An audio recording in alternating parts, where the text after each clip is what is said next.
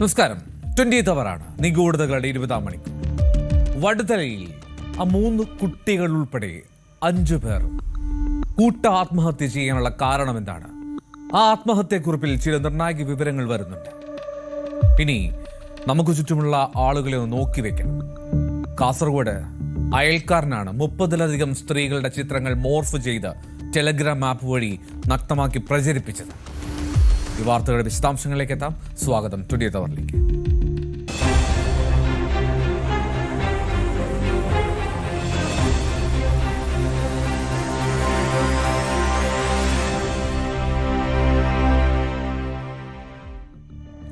വടുതലയിൽ തിരുവനന്തപുരം സ്വദേശികളുടെ കൂട്ടാത്മഹത്യയ്ക്ക് പിന്നിലെന്ത്? അമ്മയും മകളും അവരുടെ 3 കുഞ്ഞുങ്ങളും മരിച്ചതിന് കാരണം ആ യുവതിയുടെ ഭർതൃവീട്ടിൽ നിന്നുള്ള മാനസിക പീഡനം.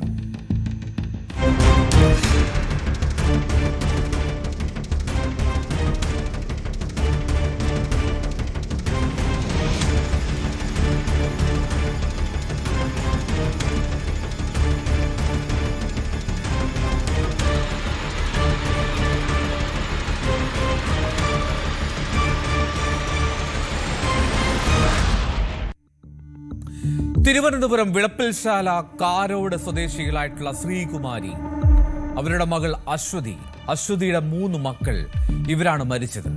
എറണാകുളം വടുതല കർഷകർ റോഡിലെ ഗ്രീൻ ഗാർഡൻ അപ്പാർട്ട്മെന്റിൽ വാടകയ്ക്ക് താമസിക്കുകയായിരുന്നു ഈ 5-അംഗ കുടുംബം. 2 മാസം മുമ്പ് മാത്രമാണ് ഇവർ കൊച്ചിയിലെത്തിയത്. കുടുംബ പ്രശ്നങ്ങളെ തുടർന്ന് ആത്മഹത്യ ചെയ്യുകയാണ് എന്നുള്ള സൂചന ആ ആത്മഹത്യാക്കുറിപ്പിലുണ്ടെന്ന് പോലീസ് പറയുന്നു. കൊച്ചിയിലെ സ്വകാര്യ ആശുപത്രിയിലെ ചികിത്സയ്ക്കായി വാടകയ്ക്ക് താമസിച്ചു വരികയായിരുന്നു അവർ. ഈ കുട്ടികൾക്ക് 2, 5, 14 എന്നിങ്ങനെ മാത്രമാണ് പ്രായം. ആ കുട്ടികളിൽ ഒരാളുടെ ചികിത്സയ്ക്ക് വേണ്ടിയാണ് ആ വീട് വാടകയ്ക്ക് എടുത്തത് എന്നാണ് ആ പ്രദേശവാസികളിൽ നിന്നും പോലീസ് മനസ്സിലാക്കിയത്. അപ്പോൾ ആത്മഹത്യ കുറിപ്പ് എഴുതിയില്ല. അപ്പോൾ അവരുടെ ഫാമിലി എന്തൊക്കെ ഡിസ്പ്യൂട്ടാണ് ആത്മഹത്യക്ക് കാരണം എന്നുള്ള തരത്തിലാണ് സൂയിസൈഡ് നോട്ട് എഴുതി വെച്ചത്. നമ്മൾ അന്വേഷിക്കുന്നുണ്ട്. ഇവരുടെ ഭർത്താവ് ഒരു സുമാർ 2 മാസം മുന്നേ ഹാങ് ചെയ്തിട്ടുണ്ട്, ആത്മഹത്യ ചെയ്തിട്ടുണ്ട്. അപ്പം അതിന്റെ ഒരു ഇവരാണെന്നുള്ള ഉത്തരവാദി ഇവരാണെന്നുള്ള തരത്തിൽ ബ്ലെയിം ചെയ്തു എന്നൊക്കെയുള്ള തരത്തിലാണ് മറ്റേ സൂയിസൈഡ് നോട്ടിൽ എഴുതി വെച്ചത്. ഇവരിപ്പോൾ 2 മാസമായിട്ട് ഇവിടെ താമസമാണ്, വാടകയ്ക്ക് താമസമാണ്. അസ്റ്റർ മെഡിസിറ്റിയിൽ ചികിത്സ എന്ന് പറഞ്ഞിട്ട് കുറേ മരുന്നുകളൊക്കെ അവിടെ ഇരിക്കുന്നുണ്ട്. അപ്പം ചിലപ്പോൾ അത് നമുക്കറിയില്ല. ഈ 14 വയസ്സായ കുട്ടിക്ക് ഒരു ചെറിയ ഡിസേബിലിറ്റി എന്തോ കാണുന്നുണ്ട് അല്ലെ, അങ്ങനെ തോന്നുന്നുണ്ട്. കൺഫേം അല്ല. ആശുപത്രി ആവശ്യങ്ങൾക്കായി വന്നു പോകുന്നവരാണ് ഈ പ്രദേശത്ത് കൂടുതലായും ഈ വീട് വാടകയ്ക്കെടുത്ത് കഴിയുന്നവർ. പുതിയ താമസക്കാരായതിനാൽ ഈ അയൽവാസികൾക്ക് ഇവരുമായി അത്ര വലിയ ബന്ധമൊന്നും ഉണ്ടായിരുന്നില്ല. അതുകൊണ്ട് തന്നെ അയൽവാസികൾക്ക് ഇവരെപ്പറ്റി കൂടുതൽ വിവരങ്ങൾ അറിയുകയുമില്ല. നാട്ടുകാർക്ക് അധികം ഒരു പരിചയമില്ല. കാര്യം വെച്ചാൽ ഇവര് ഒരു ട്രീറ്റ്മെന്റിന് വേണ്ടി ആസ്റ്റർ മെഡിസിറ്റിയിൽ വന്നതാണ്. രാവിലെ തൊട്ടപ്പുറത്ത് ഈ ഓണറിന്റെ ചേട്ടന്റെ മോനാണെന്ന് നോക്കിയപ്പോഴാണ് അറിയണത് ഇങ്ങനെ ഹാങ് ചെയ്ത് നിൽക്കണ കണ്ടത്. ഡീറ്റെയിൽസ് ഒന്നും നമുക്കും ആർക്കും പരിസരവാസികൾക്ക് അറിയില്ല എന്താണെന്ന്. ഇന്നലെ എന്താണ് അക്കൗണ്ടിലോട്ട് എന്തോ ട്രാൻസ്ഫർ ചെയ്തെന്ന് പറയണ്ടായിരുന്നു. ഫണ്ട് അറിയില്ല, കറക്റ്റ് നമുക്ക് അങ്ങനെ പറഞ്ഞു കേട്ടത് മാത്രമേ ഉള്ളൂ. പരിസരത്തുള്ളവരാണെങ്കിലും അറിയുന്നത് ടിവിയിൽ ഫ്ലാഷ് ന്യൂസ് കാണുമ്പോൾ അറിയുന്നത്. ചികിത്സക്കൊക്കെ താമസിക്കുന്ന പലരും ഇവിടെ 3 മാസം 4 മാസമൊക്കെ വീട് റെന്റിനെടുത്ത് താമസിക്കുന്നുണ്ട്. ഈ മരിച്ച അശ്വതിയുടെ ഭർത്താവിന്റെ ആത്മഹത്യയുമായി ബന്ധപ്പെട്ട് അദ്ദേഹത്തിന്റെ ബന്ധുക്കൾ നടത്തിയ കുറ്റപ്പെടുത്തലുകളും അതിലുണ്ടായ മാനസിക വിഷമവുമാണ് ഈ കടുംകൈക്ക് പ്രേരിപ്പിച്ചത് എന്നാണ് ആ ആത്മഹത്യാക്കുറിപ്പിൽ സൂചനയുള്ളത്. പോലീസും അങ്ങനെ തന്നെയാണ് പറയുന്നത്. അതായത് അശ്വതിയുടെ ഭർത്താവ് ആത്മഹത്യ ചെയ്തിരുന്നു, അതിന് കാരണക്കാർ ഈ കുടുംബമാണെന്നുള്ള കുറ്റപ്പെടുത്തൽ അതായിരിക്കാം ഈ കൂട്ടാത്മഹത്യക്ക് കാരണം. ഇവര് ഭർത്താവുമായിട്ട് തെറ്റിപ്പിരിഞ്ഞ് പോകുന്നത്. അയാള് നല്ല മദ്യപാനിയായിരുന്നു എന്നാണ് നമുക്ക് മനസ്സിലാക്കുന്നത്. അയാൾ മരണപ്പെട്ടപ്പോൾ വീട്ടുകാർ കുറ്റപ്പെടുത്തിയതിലുള്ള നിരാശനം തോന്നുന്നു. എന്തായാലും ഇപ്പോൾ കൂടുതൽ പറയുന്നില്ല. അങ്ങനെ നോട്ടിൽ സൂചിപ്പിക്കുന്നുണ്ട് അവർ. അത് ഭർത്താവ് മരിച്ചതിന് ശേഷം അല്ല, 2 മാസമായി അവിടെ അവർ മരിച്ചു. റൈറ്റ്.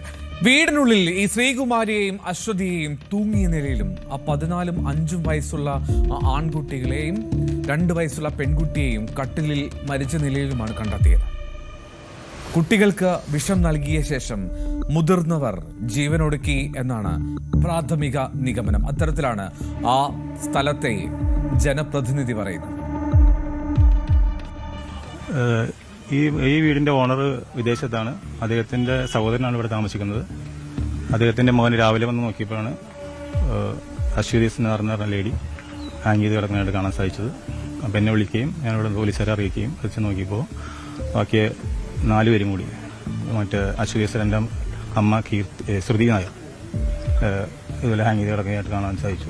നോക്കിയ 3 പേര് കട്ടിയിൽ മരിച്ചു കിടക്കാൻ കാണാൻ സാധിച്ചു. 3 കുഞ്ഞുങ്ങൾ. കുറിപ്പുണ്ട്, അത് പരിശോധിച്ചുകൊണ്ടിരിക്കുന്നു. കാരണം ഭർത്താവ് കുറേ മുമ്പ് ലിവർ സംബന്ധ അസുഖം മൂലം മരണപ്പെട്ട ഹോട്ടലാണ്. ബാക്കി കാര്യങ്ങളെല്ലാം പരിശോധിച്ചുകൊണ്ടിരിക്കുന്നു. 2 മാസം. ഒരു കുഞ്ഞിന് സുഖമില്ലാണ്ടിരുന്നായിട്ട് അറിയാൻ സാധിച്ചത്. കൃത്യമായിട്ട് കാര്യങ്ങളൊന്നും അറിയില്ല. ആസ്റ്ററിലാണെന്ന് അറിയാൻ. 2 മാസമായിട്ട് വീട് പാടേക്ക് എടുത്തേക്കാണ്. ഒരു 3-4 ദിവസത്തെ പഴക്കമുണ്ടെന്ന്. അധികം ഇൻട്രാക്ഷൻസൊന്നും ഇല്ല. അതിന്റെ കാര്യങ്ങളൊക്കെ നോക്കിക്കൊണ്ടിരിക്കുന്നു. അവിടെ വീടുണ്ടെന്ന് പറഞ്ഞു. അത് വാടകയ്ക്ക് കൊടുത്തിട്ട് ഇവിടെ താമസിക്കുന്നു പറഞ്ഞത്.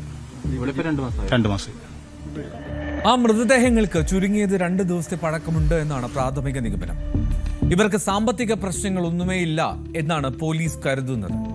കുടുംബപരമായിട്ടുള്ള ഈ മാനസിക പ്രശ്നങ്ങൾ തന്നെയായിരിക്കണം ജീവനൊടുക്കാൻ അവരെ പ്രേരിപ്പിച്ചത്. ഇവര് ചുറ്റുപാടുണ്ടതുകൊണ്ട്, കാരണം അല്ലെങ്കിൽ ഇത്രയും നല്ലൊരു പോർഷായിട്ടുള്ള വീട് വാടകയ്ക്ക് എടുക്കാൻ സാധ്യതയില്ല. മാത്രമല്ല അവര് അവരുടെ പ്രോപ്പർട്ടിയൊക്കെ വില്ലെഴുതി വെച്ചിട്ടുണ്ടെന്ന് പറയുന്നുണ്ട്. അപ്പോൾ പ്രോപ്പർട്ടി ഉണ്ടാവണം. ഉന്നത പോലീസ് ഉദ്യോഗസ്ഥരും വിരലടയാള വിദഗ്ധരുമൊക്കെ ആ വീട്ടിലെത്തി, അപ്പാർട്ട്മെന്റിലെത്തി പരിശോധന നടത്തി. കൂടുതൽ തെളിവുകളൊക്കെ ശേഖരിച്ചിട്ടുണ്ട്. എന്താണ് അയൽവാസികളിൽ നിന്നും ആ വീട്ടുടമസ്ഥനിൽ നിന്നുമൊക്കെ പോലീസ് മൊഴിയെടുത്തു. ഇൻക്വസ്റ്റ് ഉൾപ്പെടെയുള്ള തുടർ നടപടികൾ പൂർത്തിയാക്കി മൃതദേഹങ്ങൾ പോസ്റ്റ്മോർട്ടത്തിനായി എറണാകുളം ഗവൺമെന്റ് മെഡിക്കൽ കോളേജിലേക്കാണ് മാറ്റിയത്. ഒരു കുടുംബം അപ്പാടെയാണ് കുടുംബ പ്രശ്നത്തെ തുടർന്ന് ഇല്ലാതായത്.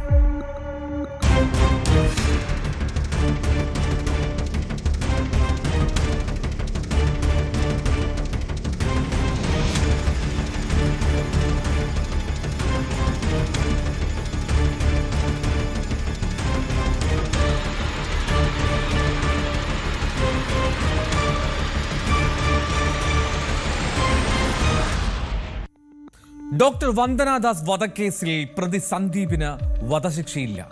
ജീവപര്യന്തം തടവ് ശിക്ഷ വിധിച്ച് കൊല്ലം അഡീഷണൽ സെഷൻസ് കോടതി.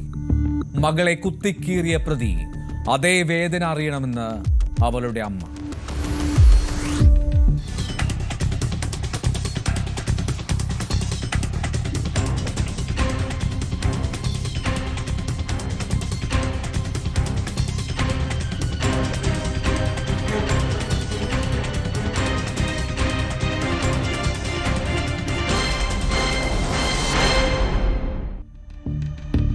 മൂന്ന് വർഷം മുമ്പ്, കൃത്യം പറഞ്ഞാൽ 2023 മെയ് 10 കൊട്ടാരക്കര താലൂക്ക് ആശുപത്രിയിൽ ഡ്യൂട്ടിക്കിടെയാണ് ഹൗസ് സർജനായിരുന്ന ഡോക്ടർ വന്ദനാദാസിനെ സർജിക്കൽ കത്രിക ഉപയോഗിച്ച് അപ്രതി കുത്തിക്കൊലപ്പെടുത്തിയത്. ഒരു സർക്കാർ ആശുപത്രിയിൽ ഡ്യൂട്ടിക്കിടെ രോഗിയുടെ ആക്രമണത്തിൽ വനിതാ ഡോക്ടർ കൊല്ലപ്പെടുന്ന ആദ്യ സംഭവമായിരുന്നു. കേസ് പക്ഷേ അപൂർവങ്ങളിൽ അപൂർവമെന്ന് വിലയിരുത്താൻ കഴിയില്ല എന്ന് കോടതി നിരീക്ഷിച്ചു. വധശിക്ഷ ആവശ്യപ്പെട്ടു പ്രോസിക്യൂഷൻ. പക്ഷേ ആ വാദം കോടതി തള്ളി. 70-ലേറെ സാക്ഷിമൊഴികൾ, 30-ൽ പരം തൊണ്ടിമുതലുകൾ, 200-ലധികം രേഖകൾ, ഇവയൊക്കെ അന്വേഷണ സംഘം കോടതിയിൽ ഹാജരാക്കി. അഡീഷണൽ സെഷൻസ് ജഡ്ജി PN വിനോദാണ് ഈ ശിക്ഷ വിധിച്ചത്. വിധിയിൽ ഭാഗിക ആശ്വാസമുണ്ട് എന്ന് ആ കുടുംബവും പ്രോസിക്യൂഷനും പറയുന്നു. പക്ഷേ ആ പ്രതിക്ക് വധശിക്ഷ തന്നെ ലഭിക്കണമെന്നാണ് അവരുടെ ആവശ്യം. ഈ ആവശ്യവുമായി മേൽക്കോടതിയെ സമീപിക്കും എന്നായിരുന്നു വന്ദനയുടെ മാതാപിതാക്കളുടെ ആദ്യ പ്രതികരണം. കോടതിയുടെ വിധിയിൽ ആശ്വാസമുണ്ട്. അത് തൽക്കാലം പറയാൻ സാധിക്കില്ല. കാരണം ചെയ്ത തെറ്റിന് പര്യാപ്തമായ ഒരു ശിക്ഷ കിട്ടിയിട്ടില്ല എന്ന് പൊതുസമൂഹത്തെ പോലെ തന്നെ ഞങ്ങളും മനസ്സിൽ കാണുന്നുണ്ട്. കാരണം മോള് അകാരണമായിട്ട് ചികിത്സിച്ച് കൊണ്ടിരുന്ന ആ പേഷ്യൻ്റ് തന്നെ ഇത്രയും 10-27 പ്രാവശ്യത്തോളം കത്തി ഉപയോഗിച്ച് മാരകമായിട്ട് കുത്തി കൊന്ന് വേദന അനുഭവിച്ച എൻ്റെ മോള് 4.5 മണിക്കൂറോളം വേദന അനുഭവിച്ച എൻ്റെ മോള് ആശ്രയം ആരുമില്ലാതെ പൈശാചികമായിട്ട് കൊല ചെയ്യപ്പെട്ടു. അതിനുശേഷം 2 വർഷവും 10 മാസവും 11 ദിവസവും ഞങ്ങൾ ഇതിൻ്റെ പുറകെ തന്നെയായിരുന്നു. ബഹുമാനപ്പെട്ട സെഷൻസ് കോടതി ഈ പ്രതിക്ക് 30 വർഷത്തെ തടവും അതിനുശേഷം ലൈഫ് ടൈം ഇംപ്രിസൺമെൻറ്റിന് കൊടുത്തിട്ടുണ്ടെങ്കിൽ പോലും ഞങ്ങൾ പൊതുസമൂഹത്തെ പോലെയാണ് ഞങ്ങളും ഉദ്ദേശിച്ചത് ഈ ഒരു ശിക്ഷയല്ലായിരുന്നു. കാരണം അതിനുവേണ്ടി ഞങ്ങൾ കൂടുതൽ ശിക്ഷ പ്രതിക്ക് വാങ്ങിച്ചു കൊടുക്കുന്നതിന് വേണ്ടി പബ്ലിക് പ്രോസിക്യൂട്ടറായിട്ട് ആലോചിച്ച ശേഷം ഞങ്ങൾ മേൽ കോടതിയിലേക്ക് പോകും എന്നുള്ളതാണ് ഞങ്ങളിപ്പോൾ പറയാനുള്ളത്. എന്റെ മകൾ അനുഭവിച്ച വേദന, അവൾ അനുഭവിച്ച ഭയപ്പാട്, അവളുടെ ശരീരത്തിലേറ്റ 27 കുത്ത്, ഒരു കൈയിലെയും ഒരു കാലിലെയും മാംസത്തോടെ അടർന്നുപോയ ശരീരം, 45-50 കിലോ ഭാരമുള്ള ആ കുട്ടിയുടെ ശരീരത്തെ വിറക് കീറുന്നത് പോലെ കുത്തിക്കീറി. ആ വേദനയെല്ലാം അവൻ അറിയണം. അങ്ങനെയുള്ള ശിക്ഷ കിട്ടണം. പ്രോസിക്യൂട്ടറുമായി ആലോചിച്ച് എന്താണെന്ന് നോക്കാം. അച്ഛനേക്കാൾ മൂർച്ചയേറിയതായിരുന്നു ആ അമ്മയുടെ വാക്കുകൾ.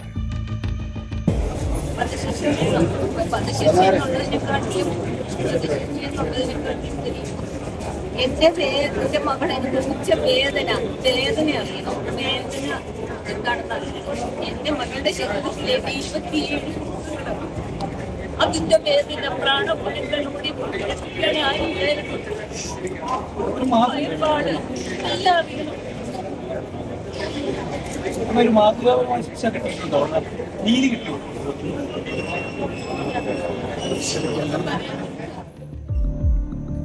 ഈ കേസിൽ ചുമത്തിയ പ്രധാന കുറ്റമായിട്ടുള്ള കൊലക്കുറ്റം അത് തെളിയിക്കാൻ പ്രോസിക്യൂഷന് കഴിഞ്ഞുവെന്ന് കോടതി വ്യക്തമാക്കുന്നുണ്ട്. ഗൂഢാലോചനയോ മുൻ വൈരാഗ്യമോ ഇല്ലാത്ത സാഹചര്യത്തിൽ ഈ കേസ് അപൂർവങ്ങളിൽ അപൂർവം എന്ന വിഭാഗത്തിൽ പെടുത്താൻ കഴിയില്ല എന്നതായിരുന്നു നിരീക്ഷണം. ഇന്ത്യൻ ശിക്ഷാ നിയമത്തിലെ 302, 307, 326, 324, 341, 201 ഇങ്ങനെയുള്ള വകുപ്പുകൾക്കൊപ്പം ആശുപത്രി സംരക്ഷണ നിയമങ്ങളിലെ 3-4 വകുപ്പുകൾ പ്രകാരമുള്ള കുറ്റങ്ങളും ഈ പ്രതി ചെയ്തതായി കോടതി കണ്ടെത്തിയിരുന്നു. ഇതേ തുടർന്നാണ് ശിക്ഷാവിധി വന്നത്. ഇന്ത്യൻ ശിക്ഷാ നിയമത്തിലെ 302 വകുപ്പ് പ്രകാരം 2 തരത്തിലുള്ള ശിക്ഷകളാണ് കോടതിക്ക് നൽകാൻ സാധിക്കുന്നത്. ഒന്ന് ജീവപര്യന്തം തടഞ്ഞു കഴിഞ്ഞ തടവും, അതല്ലെങ്കിൽ അപൂർവമായ കേസാണെന്ന് കണ്ടെത്തിക്കഴിഞ്ഞാൽ അതിന് വധശിക്ഷയും കോടതിക്ക് അനുവദിക്കാൻ സാധിക്കുന്നതാണ്.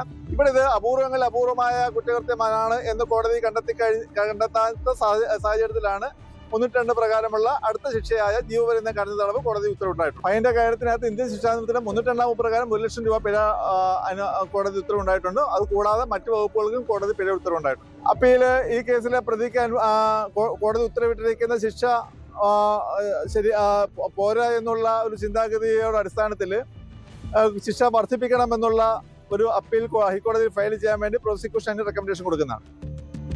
ജീവപര്യന്തം തടവും 1 ലക്ഷം രൂപ പിഴയും, അതാണ് ശിക്ഷ. പിഴ ഒടുക്കിയില്ലെങ്കിൽ 6 മാസം കൂടി തടവ് അനുഭവിക്കണം. ഈ കേസിൽ നിന്നും രക്ഷപ്പെടാൻ മാനസിക അസ്വസ്ഥതയുള്ള ആളാണ് താനെന്ന് ഈ പ്രതി വാദിച്ചുവെങ്കിലും ശാസ്ത്രീയ തെളിവുകളുടെയും ഡിജിറ്റൽ തെളിവുകളുടെയും പശ്ചാത്തലത്തിൽ പ്രോസിക്യൂഷൻ അത് എതിർത്തു. ഹൈക്കോടതിയിൽ അപ്പീൽ നൽകുമെന്ന് സ്പെഷ്യൽ പ്രോസിക്യൂട്ടർ പ്രതാപ് ജി പടിക്കലും വ്യക്തമാക്കിയിട്ടുണ്ടെന്നാണെങ്കിലും വധശിക്ഷയായിരുന്നു പ്രോസിക്യൂഷൻ ആവശ്യപ്പെട്ടിരുന്നത്. വിധി പ്രസ്താവം കൂടുതൽ പരിശോധിച്ച ശേഷം ബാക്കി കാര്യങ്ങൾ പറയാൻ കഴിയുമെന്നാണ് പ്രോസിക്യൂഷന്റെ വാദം. പ്രതി ജീവിതകാലം മുഴുവൻ ജയിൽ ശിക്ഷ അനുഭവിക്കേണ്ടി വരും എന്നുള്ളതാണ് നിലവിലത്തെ സാഹചര്യം.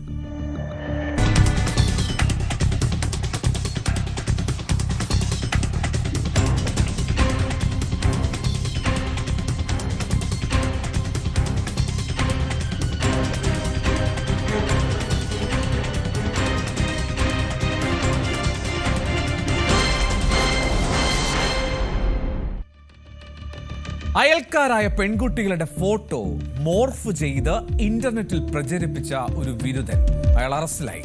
പ്രതി സ്റ്റുഡിയോയിലെ ആൽബം ഡിസൈനറാണ്. മോർഫ് ചെയ്ത് പ്രചരിപ്പിച്ചത് 30-ലധികം സ്ത്രീകളുടെ ചിത്രങ്ങളാണ്.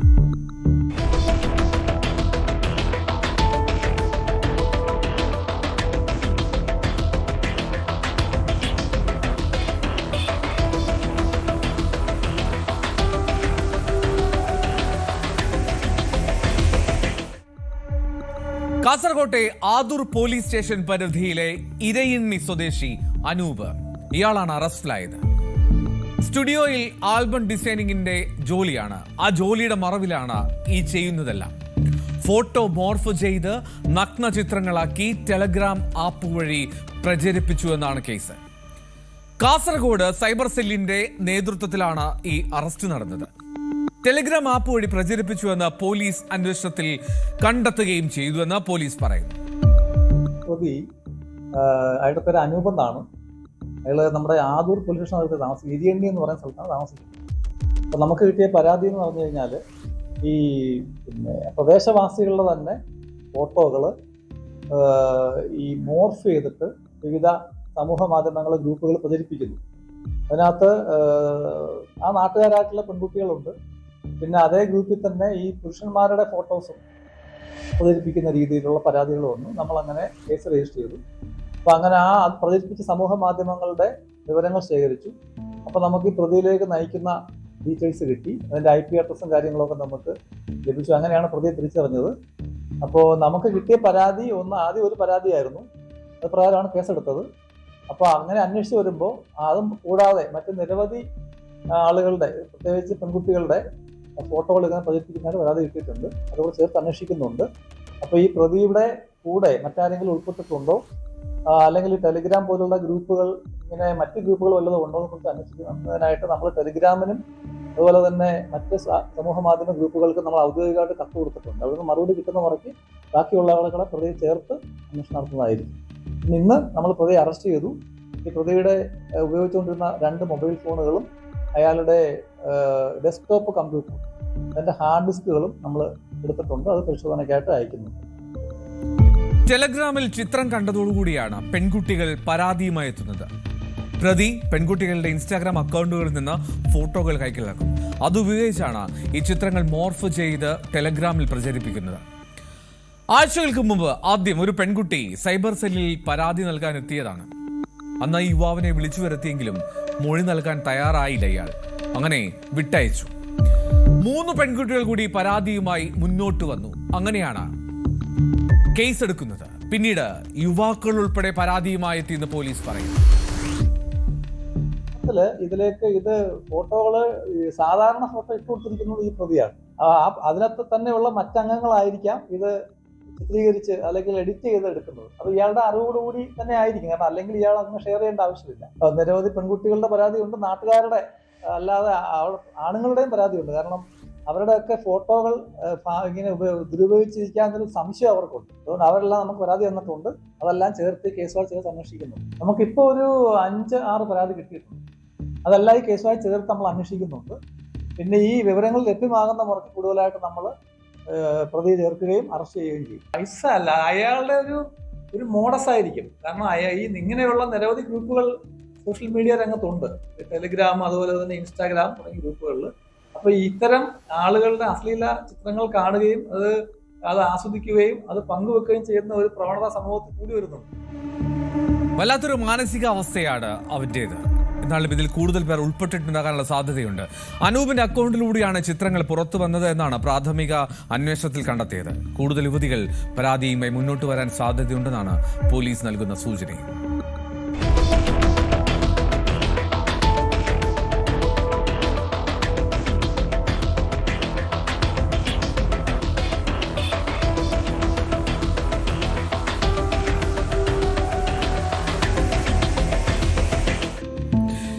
ിലേക്ക് വീണ്ടും. US-ൽ മലയാളി ജഡ്ജി കുറ്റക്കാരൻ കോടതിയിൽ നിന്ന് വിലങ്ങ് വെച്ച് കൊണ്ടുപോയി.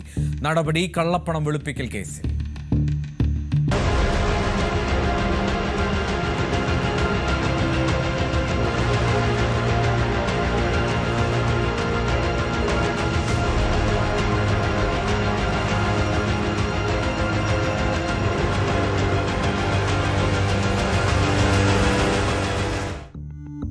ഒരാഴ്ചയിലധികം നീണ്ട വിചാരണയ്ക്ക് ശേഷം മണി ലോണ്ടറിംഗ് കേസിൽ Fort Bend County judge KP ജോർജിനെയാണ് കുറ്റക്കാരനാണെന്ന് ജൂറി കണ്ടെത്തിയത്.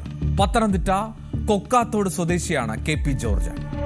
തെരഞ്ഞെടുപ്പ് പ്രചാരണ അക്കൗണ്ടിൽ നിന്ന് തന്റെ സ്വകാര്യ അക്കൗണ്ടിലേക്ക് 2 തവണയായി $46,500 മാറ്റിയെന്നാണ് ജൂറിയുടെ കണ്ടെത്തൽ. എന്നാൽ ഇത് മോഷണമല്ല, തിരിച്ചടയ്ക്കുന്ന തുകയാണെന്ന് പ്രതിഭാഗം വാദിച്ചു. പക്ഷേ ജൂറി അത് അംഗീകരിച്ചില്ല. 2 മുതൽ 10 വർഷം വരെ തടവ് ലഭിക്കാവുന്ന 3ാം ഡിഗ്രി കുറ്റകൃത്യമാണ് ഇത്. ജൂൺ 16-ാം തീയതിയാണ് കോടതി ഇതിനുള്ള ശിക്ഷ വിധിക്കാൻ പോകുന്നത്. കുറ്റക്കാരനാണെന്ന് കണ്ടെത്തിയ ശേഷം വെള്ളിയാഴ്ച ഉച്ചയ്ക്ക് ശേഷം അദ്ദേഹത്തെ ആ കോടതി മുറിക്കുള്ളിൽ നിന്ന് കയ്യിൽ വിലങ്ങുവെച്ചാണ് കൊണ്ടുപോയത്. Guilty. We, the jury, find the defendant, Kyle Prasad George, guilty of money laundering, 3rd-degree felony, as charged in the indictment.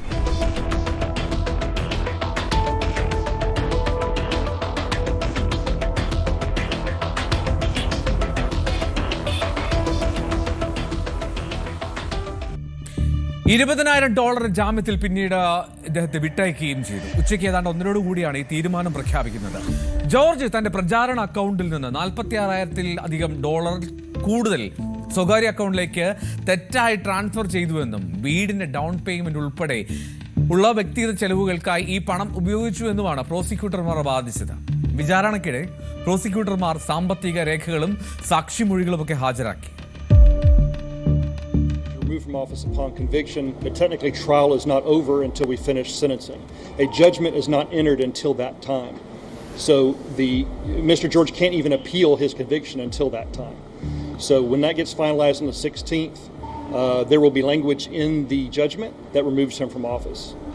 If he appeals, that will supersede the removal order, at which time we will request the judge to enter an order of suspension, suspending him from office because it's in the public interest. 80 ദിവസം മുതൽ 2 വർഷം വരെ തടവ് ലഭിക്കാവുന്ന state ഫെലനി charge ചുമത്താനുള്ള നീക്കം പക്ഷേ jury തള്ളി.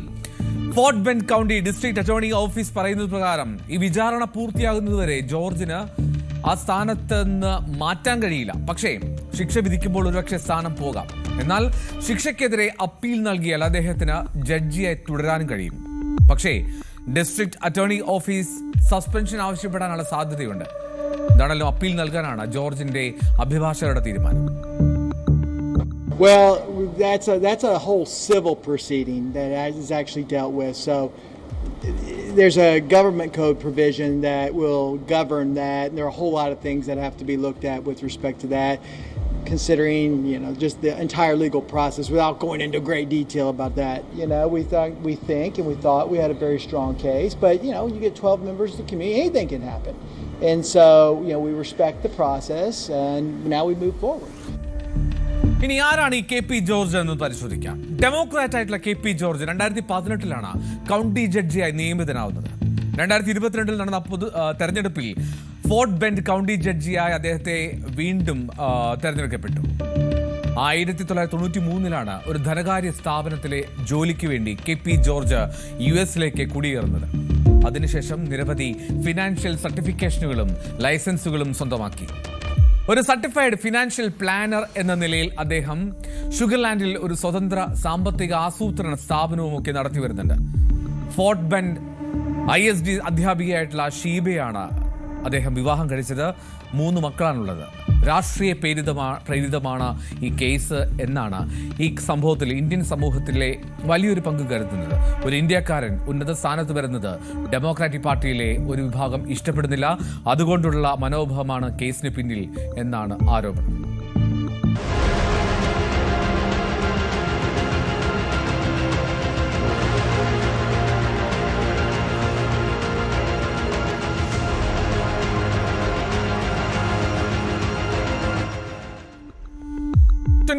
സമയയുടെ പൂർണ്ണമാവുകയാണ്. വീണ്ടും നാളെ കാണാം 20 മണിക്കൂറിൽ. നമസ്കാരം.